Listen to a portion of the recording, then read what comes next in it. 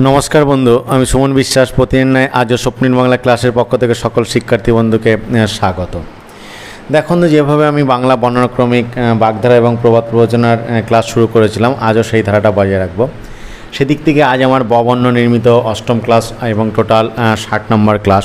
আশা করছি বন্ধু আজ ববর্ণ নির্মিত যত মোটামুটিভাবে বাজার চলতি প্রবাদ আছে তার প্রত্যেকটা পড়িয়ে কমপ্লিট করে দেওয়ার চেষ্টা করব। তোমরা জানো বন্ধু, প্রবাদ পড়াতে গিয়ে আমি কখনোই মানেটা বলে থেমে যাই না। সেই সঙ্গে প্রত্যেকটা প্রবাদের উৎপত্তি কীভাবে হয়েছে, কোন ঘটনার পরিপ্রেক্ষিতে আমরা প্রবাদটা ব্যবহার করে প্রত্যেকটাকে বিশ্লেষণ করার চেষ্টা করি। সেদিক থেকে আজ প্রথমেই যে প্রবাদটা সম্পর্কে পড়াবো সেটা হচ্ছে ব্যাঙের আবার সর্দি। তোমরা জানো বন্ধু যে ব্যাঙ সর্বদাই জলে থাকে, সুতরাং ঠান্ডা লেগে তার সর্দি হতে পারে না। যে বিষয়ে অভ্যস্ত তার সে বিষয়ে কোনো কষ্ট হয় না। অর্থাৎ ব্যাঙের আবার সর্দি কোনো অসম্ভব ব্যাপার বলতে পারো। যে ব্যাঙের নাকে মিনের নোলক, অর্থাৎ যার নাক খাদা তার নোলক পড়া, অর্থাৎ অসম্ভব, মানে যার নাক খাদা নোলক পড়া কোনো মানেই হয় না। সে যদি নোলক পড়ে তখন তাকে এই প্রবাদটা ব্যবহৃত হয়। তার ব্যাঙের মাথায় সোনার ছাতি, অর্থাৎ নিচ লোকের বড় মানসিক চাল দেখালে তখন এই প্রবাদটা ব্যবহৃত হয়। এরপর হচ্ছে ব্যাটার ভেক্ত নয়, ভাঙলে দুখানা বলছে বকনো হয়। অর্থাৎ কোনো ভিক্ষুক এমন এক ভিক্ষাপত্র এনেছে যে সেটা ভাঙলে দুখানা বনকো হতে পারে। ভিক্ষুক নিজের দিন চলার মতো ভিক্ষা করবে, কিন্তু সে 10 জনের মতো ভিক্ষা পাবার উপযুক্ত পাত্র নিয়ে ফিরছে। অর্থাৎ সামান্য প্রাপ্তির একটা অত্যুচ্চ যদি আশা থাকে তখন তাকে এই প্রবাদটা ব্যবহার করা হয়। ঠিক এরকম সিমিলার আরেকটা প্রবাদ মনে পড়ছে যে আতন্নিতে বকনোয়ানা।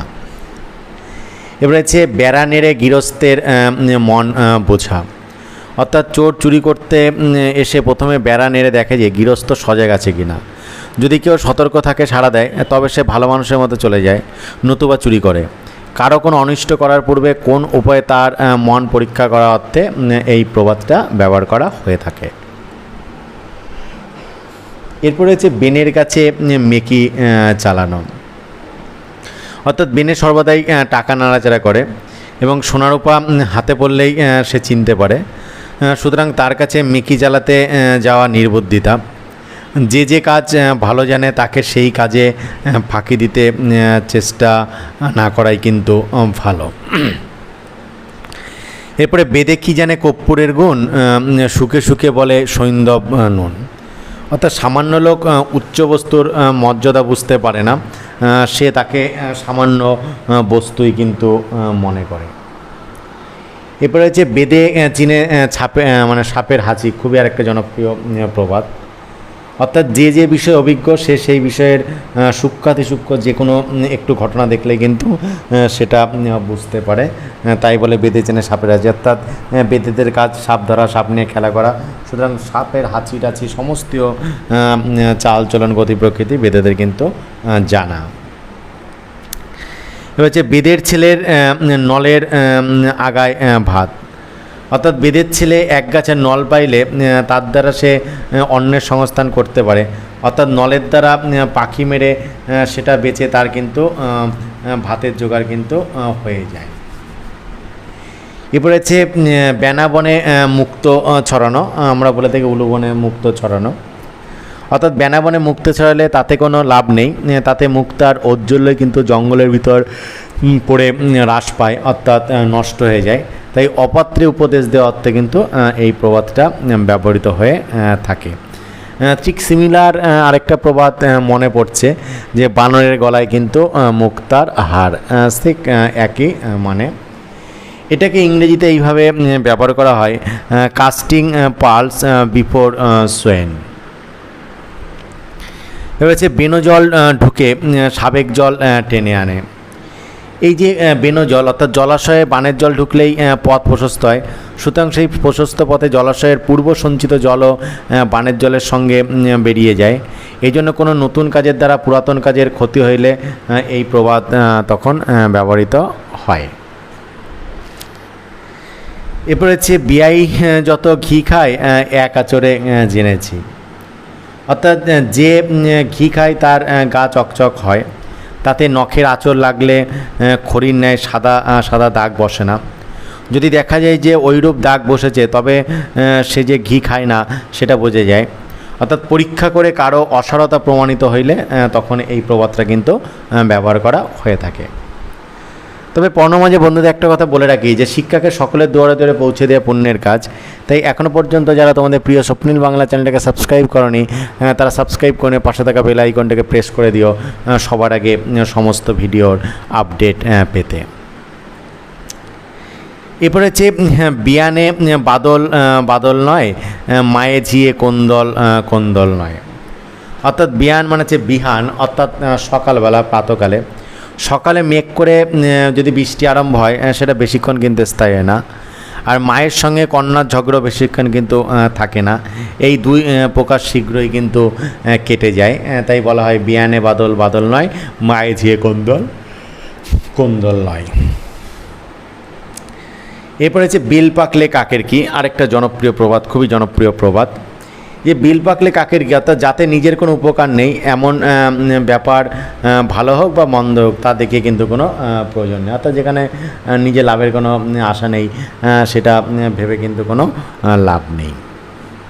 কারণ বেল পাকলে কাক খেতে পারে না, কারণ কাক বেল ঠুকরে খাওয়া সম্ভব নয়, তাই কাকের কোনো লাভ নেই। পরে হচ্ছে বেল্লিকে নিমন্ত্রণ না চালে বিশ্বাস নেই। অর্থাৎ আমরা বলি যে বামুনের নিমন্ত্রণ না চালে বিশ্বাস নেই। অর্থাৎ যার কথা ঠিক নেই সে কোনো বিষয়ে আশা দিলে যতক্ষণ না তদনুরূপ কাজ শেষ হয় ততক্ষণ তাতে কিন্তু আস্থা স্থাপন করতে পারা যায় না। কারণ সেখানে কি যে মানে শিওর হবেই এরকম কোনো কিন্তু বাধ্যবাধকতা থাকে না। এরপর হচ্ছে বেশ্যার দুয়ারে টঙ্কা টঙ্কা, গুরুর বেলায় নবডঙ্কা। এই যে বেশ্যার দুয়ারে টঙ্কা টঙ্কা, গুরুর বেলায় নবডঙ্কা, অর্থাৎ পরিষ্কার স্পষ্ট বোঝাই যাচ্ছে যে আমরা যদি বার বনিতা কলগালের কাছে যাই তখন প্রচুর টাকা সেখানে আমরা ঢালি, নষ্ট করি বা দিই, কিন্তু গুরুর বেলায় নবডঙ্কা, কিন্তু গুরু দক্ষিণা দিতে গিয়ে, গুরুকে প্রণামী দিতে গিয়েই তখন কিন্তু আমাদের আর টাকা কিন্তু থাকে না। এরপরে রয়েছে বিহায়ার নাই লাজ নাই অপমান, সুজনকে এক কথা মরণ সমান। অর্থাৎ যে বেহায়া, যার হায়া নেই, লজ্জা নেই, কিছুতেই লজ্জা বা অপমান বোধ হয় না, কিন্তু ভালো লোককে একটিমাত্র রূঢ় কথা বললে তিনি মর্মে করিয়া যান। অর্থাৎ নির্লজ্জকে যতই অপমান করো না কেন সে অপমান গায়ে লাগে না, কিন্তু যিনি ভদ্র ব্যক্তি তাকে একটু খারাপ কথা বলা মাত্র সে কিন্তু অন্তর সে আঘাতটা নিয়ে নেয়। এরপর আছে বিহার বালাই নাই, অর্থাৎ বিহায়া লোকের বালাই, অর্থাৎ মান অপমান কোনোতেই কিন্তু আপদ নেই। সে মান অপমান তিরস্কার গঞ্জনা কিছুতেই কিন্তু বিচলিত হয় না। এবারে হচ্ছে বৈদ্যনাথের যে ষাঁড় বা এড়ে, অর্থাৎ আমরা প্রত্যেকেই জানি যে বৈদ্যনাথের ষাঁড় কোনো কাজ নেই, সে কেবল পরের খেয়ে ঘুরে বেড়ায়। কোনো লোক কাজকর্ম কিছু না করে কেবল পরের স্কন্ধে খেয়ে ঘুরে ঘুরে বেড়ালে সেই সম্পর্কে এই প্রবাদটা আমরা ব্যবহার করে থাকি। এটাকে গোকুলের ষাঁড়ও অনেক সময় সিমিলার প্রবাদ হিসাবে কিন্তু ব্যবহার করা যেতে পারে। ওটা হচ্ছে বৈদ্যের বড়ি ছুলে করি, অর্থাৎ কবিরাজের বড়ি খাওয়া হোক বা না হোক তা স্পর্শ করলে কিন্তু পয়সা দিতে হয়। অর্থাৎ বৈদ্যের বড়ি তুমি খেলেও টাকা লাগবে, না খেলেও কিন্তু টাকা লাগবে। এরপরে আছে বৈরাগী রাগটুকুও আছে, সুখটুকুও আছে। অর্থাৎ রাগটুকু আছে, সুখটুকু আছে, অর্থাৎ সেখানে রাগ দুঃখ মান অভিমান সবই কিন্তু এর মধ্যে প্রযোজ্য হয়ে কিন্তু রয়েছে। পরে বৈষ্ণব হইতে বড় হয়েছিল স্বাদ, তিনাদপি শুনে মনে লেগে গেছে বাদ। অর্থাৎ বৈষ্ণব হলে বেশ সুখে স্বাচ্ছন্দ্যে থাকা যায়, কিন্তু বৈষ্ণব হইলে আপনাকে তৃণ অপেক্ষা হীন মনে করতে হয়, অর্থাৎ সকলের নিকটেই হীনতা স্বীকার করতে হয়। এটা শুনে মনোমধ্যে বড়ই খটকা লেগে যায়। অর্থাৎ বৈষ্ণব হওয়ার ইচ্ছা ত্যাগ করতে তখন হয়। কোনো কার্যকে সুখকর জ্ঞানে অগ্রসর হয়ে পরে তার কষ্টের কথা শুনে যদি পিছিয়ে আসা হয় তখন এই প্রবাদটা ব্যবহৃত হয়। ঠিক এরকম সিমিলার আর একটা প্রবাদ রয়েছে, স্বাদ হয় বৈষ্ণব হতে, পোত ফাটে মৎসব দিতে। অর্থাৎ বৈষ্ণব হওয়ার অনেক ইচ্ছা ছিল, কিন্তু মৎসব মানুষকে মহোৎসব খাওয়াতে গিয়ে তখন আমার সবই ফেটে যায়, তখন বৈষ্ণব হওয়ার আশা কিন্তু ত্যাগ করতে হয়। দেখো বন্ধু, এই যে প্রবাদ প্রবচন বা বাগধারা আলোচনার ক্লাস, তোমরা জানো বন্ধু এটা খুবই গুরুত্বপূর্ণ, কেননা এটা বিভিন্ন ক্লাসে পাঠ্যর পাশাপাশি বিভিন্ন কম্পিটিশান পরীক্ষা যেমন SSC, MSc, PSC, college service বিভিন্ন জায়গায় এটা কিন্তু পাঠ্য রয়েছে। এবং তুমি যদি তোমার লেখাকে ওয়েট গুরুত্বপূর্ণ করতে চাও, তোমার কথাকে যদি আরও সুন্দর করে সাজাতে চাও, তাহলে এই প্রবাদ প্রবচন বা বাগধারা জানাটা এখন তো প্রয়োজন। তাই আশা করছি বন্ধু তোমরা প্রত্যেকেই পুরো ভিডিওটা দেখবে, কেউ স্কিপ করবে না, কারণ স্কিপ করে গেলে যে আলোচনাটা তুমি মিস করবে সেটা তোমারই কিন্তু অজানা থেকে যাবে। তাই প্রত্যেকেই আমি অনুরোধ করব গোটা ভিডিওটা কিন্তু শুনতে। এরপর হচ্ছে বোচা কান চুল দে ঢাকা, অর্থাৎ নিজের কলঙ্কের কথা কোনো উপায়ে গোপন করার চেষ্টা করলে তখন বাজে বোচা কান চুল দিয়ে ঢাকা, অর্থাৎ বোচা কানকে বড় বড় চুল দিয়ে ঢেকে রাখে যাতে কেউ যেন কানটা না দেখতে পায়। পরে বোঝার উপর শাকেরাটি, খুবই জনপ্রিয় একটা প্রবাদ, অর্থাৎ একটা বৃহৎ কার্য সম্পাদনের সামনে একটা ক্ষুদ্র কার্য সাধনের ভার দেওয়া, অর্থাৎ বোঝার উপর শাকের আটি, মানে হচ্ছে অসম্ভব যে এটাই আমি সইতে পারছিলাম না, তারপরে আবার এক্সট্রা কিন্তু দিয়ে দেওয়া হলো। বলছে বন সতীনের ঘর, ঠিক বন সতীনের ঘর মানে হচ্ছে নিমতে তো নিশ্চিন্তিতে, তাতে বন আর সতীনের ঘর করা সত্যি কিন্তু একটা কষ্টের বিষয়। ওটা বোবার শত্রু নয় আরেকটা জনপ্রিয় কথা, অর্থাৎ পরের বিষয়ে কথা না বলে চুপ করে থাকলে কারো কিন্তু তখন বিদ্যের ভাজন হতে হয় না। বোবা যেহেতু কথা বলতে পারে না, তাই কারো সম্পর্কে সে আলোচনা করে না, তাই বোবার কিন্তু শত্রু খুঁজে পাওয়া যায় না। এরপর হচ্ছে বোবার স্বপ্ন দেখা, অর্থাৎ বোবা স্বপ্ন দর্শনকালে স্বপ্নে কথাবার্তা বলে, কিন্তু স্বপ্ন ভাঙলে তার আর কথা বলার শক্তি থাকে না, এবং স্বপ্নের কথা সে কাউকে জানাইতেও পারে না।